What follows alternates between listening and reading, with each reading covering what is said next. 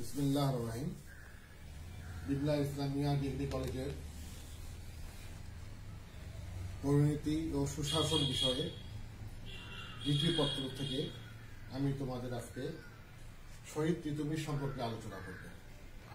প্রিয় শিক্ষার্থী ভাই বোনেরা, আমি মোহাম্মদ করিমুল ইসলাম, সহকারী অধ্যাপক, বিমলা ইসলামিয়া ডিগ্রি কলেজ। তোমরা সবাই ভালো আছো তো? নিশ্চয়ই তোমরা এই কোভিড-19 করোনা ভাইরাসের সময় সবাই স্বাস্থ্য সুরক্ষা করে তোমরা নিরাপদে আছো। তোমরা প্রত্যেকেই বাইরে যাওয়ার সময় মাস্ক ব্যবহার করবে, এটি আমাদের প্রত্যাশা।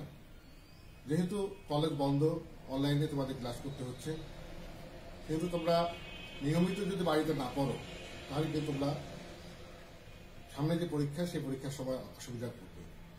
আজকে তোমাদের এমন একজন বীর সেনানী, যিনি বাংলার স্বাধীনতার জন্য, মানুষের দুঃখ দুর্দশা লাঘবের জন্য নিজের জীবনকে বিলিয়ে দিয়েছিলেন, সেই মহান নেতা শহীদ মীর নিসার আলী ওরফে তিতুমীর। তিতুমীর 1782 সালে 24 পরগনা জেলা নদিয়া জেলা 24 পরগনা গ্রামে তিনি জন্মগ্রহণ করেন। তিনি ছোটবেলা থেকেই খুব মেধাবী, সুস্বাস্থ্যের অধিকারী এবং খুব সাহসী ছিলেন। ছোটবেলায় তিনি পিতা মাতাকে হারান এবং অল্প বয়সে তিনি মানুষের বাড়িতে চাকরি করতেন। চাকরির সুবাদে যে বাড়িতে তিনি কাজ করতেন, সেই মুনিবের বিশ্বস্ত হয়ে ওঠেন এবং প্রিয়ভাজন হয়ে ওঠেন। সে বাড়ির মালিক যখন 1822 সালে হজব্রত পালন করেন, তাকে সেবা করার জন্য তিনি সাথে নিয়ে যান এবং তিনিও হজব্রত পালন করেন।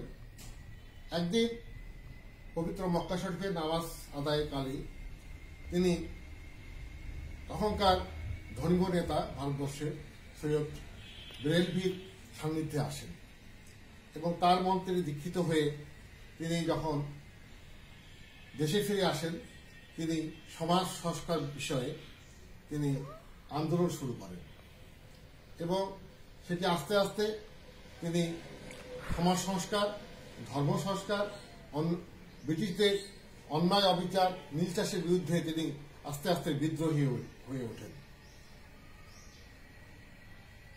লর্ড কর্নওয়ালিস যখন চিরস্থায়ী বন্দোবস্তের মাধ্যমে জমিদারদের ক্ষমতা বৃদ্ধি করে এবং জমিদারি প্রথা প্রচলন করে, সেই জমিদারদের অত্যাচার ক্রমেই প্রজাদের উপর যখন বাড়তে থাকে, তিতুমীর প্রজাদের পক্ষ হয়ে সেই অত্যাচারী জমিদারদের বিরুদ্ধে তিনি যুদ্ধ ঘোষণা করেন। সেই অত্যাচারী জমিদারদের মধ্যে কৃষ্ণদেব, কালীপ্রসন্ন এরা ছিল অন্যতম। তাদের বিরুদ্ধে তিনি, তাদের লাঠিয়াল বাহিনীর বিরুদ্ধে তিনি যুদ্ধ করে তাদেরকে পরাজিত করেন। তারা পরাজিত হলে তারা ইংরেজ শাসকদের কাছে নালিশ করে এবং ইংরেজ শাসকরা বারাসাতের ম্যাজিস্ট্রেট আলেকজান্ডারের নেতৃত্বে একটি বিশাল পুলিশ বাহিনী তার বিরুদ্ধে প্রেরণ করেন। সেই যুদ্ধে বারাসাতের ম্যাজিস্ট্রেট আলেকজান্ডার পরাজিত হয়। পরাজিত হওয়ার পরে তিনি নিসার আলী ওরফে তিতুমীর চিন্তা করেন যে এর পরিণতি ভয়াবহ হতে পারে। ফলে তিনি তার শক্তি বৃদ্ধির জন্য কলকাতার কাছে নারিকেল বাড়িয়ায় তিনি বাঁশের কেল্লা স্থাপন করেন এবং সেই বাঁশের কেল্লায় তিনি অস্ত্র চালনা, সরকি চালনা, লাঠি চালনা ইত্যাদি তিনি প্রশিক্ষণ দিতে থাকেন এবং উইলিয়াম হান্টারের মতে সেই বাঁশের কেল্লার মধ্যে প্রায় 83,000 তার অনুগত শিষ্য সেখানে ট্রেনিং গ্রহণ করেন। এই খবর ইংরেজদের কাছে পৌঁছলে সেখানে লর্ড তার বিরুদ্ধে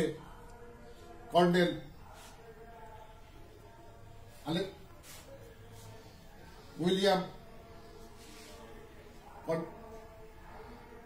তিনি এক লেফটেন্যান্ট কর্নেলকে প্রেরণ করেন এবং তুমুল যুদ্ধে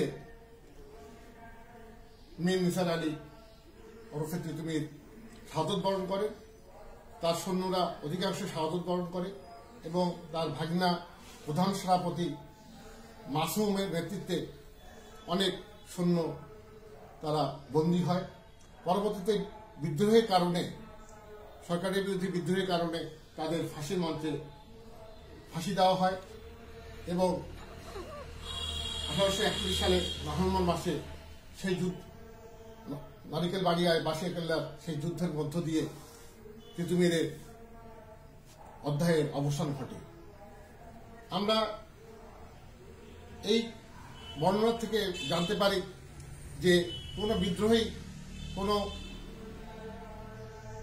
অত্যাচারী শাসকের বিরুদ্ধে নিরীহ মানুষের যে প্রতিবাদ, সেই প্রতিবাদ আস্তে আস্তে বিদ্রোহী রূপ লাভ করে এবং সেটা যুদ্ধে পরিণতি লাভ করে।